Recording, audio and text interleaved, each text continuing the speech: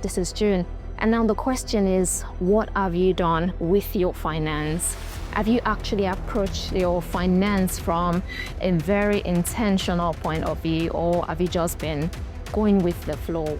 So like every other thing in life, we need to approach our finance with this intentionality, with purpose, with vision. What do I want my money to do for me? I mean, Prosper is looking at me and is smiling because he knows. He actually knows I'm referring to us. We do that. And then before you know it, you're like, hold up, how much have I? Did you actually sit down to track your spending? How much do I actually spend at this place? And we have no idea what our money has been doing so far. Then this is a segment that you really do want to keep up with.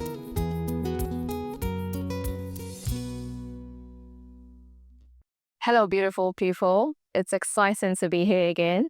It's always a privilege to sit here and discuss stories and ideas that inspire, insight, and also brings a little bit of fun. If you're a new audience, thank you. This is the Money Talk podcast. This is the workplace podcast where we share ideas, stories that promises to be insightful, interactive, and fun. And if you're a returning audience, thank you for sticking with us. So today we're going to be doing something a little bit interesting. We'll talk about something we all know. For some of us, it's something we actually do dutifully. For others, we do it well when we're inspired to do it. Then there's that percentile of us who does it or who really intend to do it. But at the end of the day, we'll either move it into next week or next month, or even the ultimates, I'll make it my New Year resolutions. Well, like that beautiful quote that says, there's never a good time, there's never a better time than now to do whatever it is you want to do, become whoever you want to become. And on that note, if you are watching, please like, subscribe to our videos so you get notified anytime we have new updates. Like our videos, share. There's no better time than now to actually do that. Thank you for doing that. So today we're going to be talking about realigning your financial goals for the rest of the year 2025. Let's be very honest. The year is running real fast. I mean, just yesterday I was in January, and today this is where I'm at. This is June. And now the question is, what have you done with your finance? Have you actually approached your finance from a very intentional point of view, or have you just been going with the flow, whatever the tide brings? If that's you, well, it's time for us to reset, realign, and refocus our financial goals. First, what are financial goals? Why am I talking about financial goals? So financial goals are that personal, big picture objectives you set for how I'm going to spend my money and how I'm going to save my money. Could be long-term, short-term, or mid-term.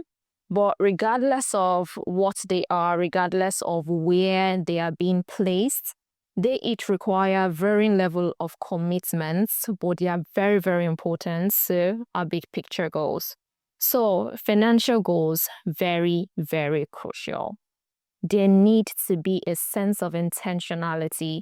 So like every other thing in life, we need to approach our finance with this intentionality, with purpose, with vision. What do I want my money to do for me? It's not just about getting money. We need to get to the point where we say, look, I want my money to work for me. I want my money to do something for me. And that's really what financial goal is about. Could be something as simple as, okay, I just want to save, say, 200K before the end of the year, or I want to save up to renovate my apartments, or I want to save up to actually take that trip that I have always had on my vision board, and I just want to do it this year. It could be all of those things and even beyond those things. But if your finance is not in order, if you can't track your finance, then usually those visions may not become a reality. And that's actually one of the importance of financial goals. It brings your visions into reality, brings it to manifestation. It gets to actually sit in your reality. Oh yes, I did it. And there's this sense of fulfillment that comes from knowing I actually went through. I actually stuck with it. It's never easy, trust me. But then it could be something as simple as saving 1,000 naira every day. Or, come on, 1,000 naira may be a bit much. It could be something as simple as 100 naira every day. Depends on what your goal is really. Depends on what you want to achieve. But the most important thing is approach it with intentionality. Do it because there is an end that you're looking at. And another importance of financial goals is it gives you discipline. There's this sense of discipline that just comes when you can actually say, this is what I want to do with my money. This is how I'm going to do it. There's this discipline that comes from it that really cuts across life. Because then when you can control money,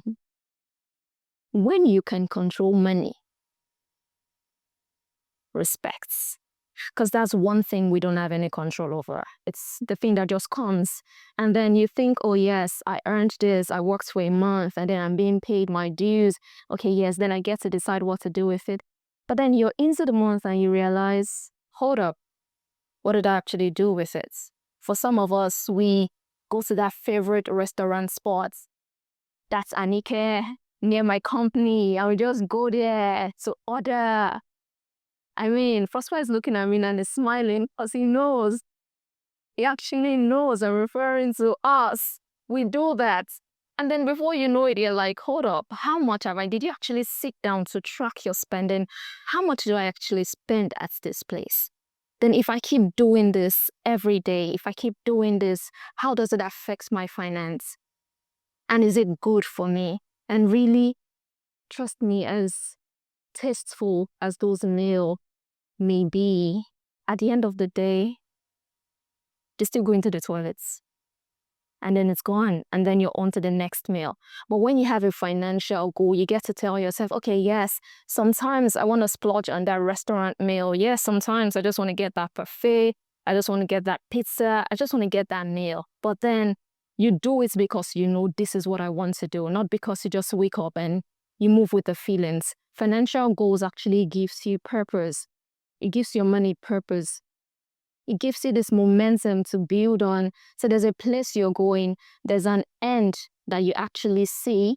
And then you're like, okay, yes, this is what I want to do. And it gives clarity. You are aware.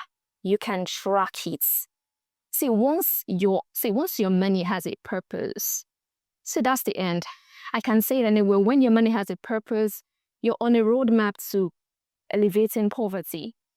Because poverty is not just about, okay, yes, I don't have money. No, poverty is also when you don't know what to do with your money or you don't even know how you spend your money. And financial goal actually aims to elevate that mindset. It takes you away from that chaotic mindset of what's happening, where did this all go?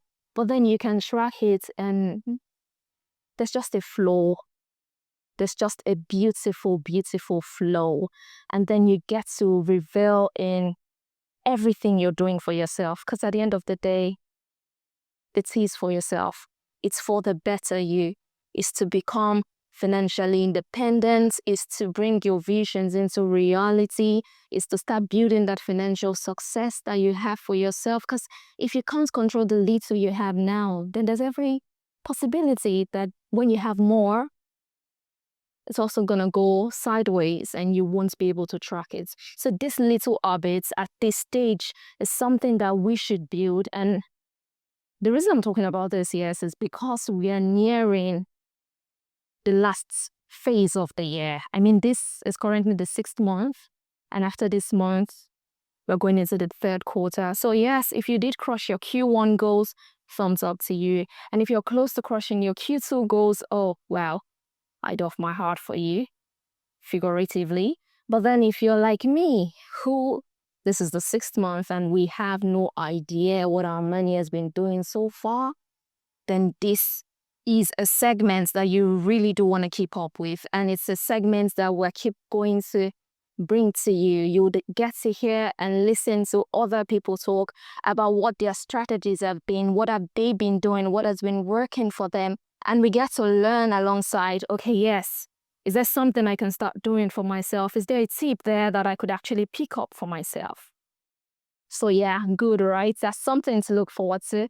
So on that note, I wish I couldn't, or I wish I could be here all day long. But then I have to go back to my primary assignments. I have to work while it is day. But the night comes when I just want to sleep.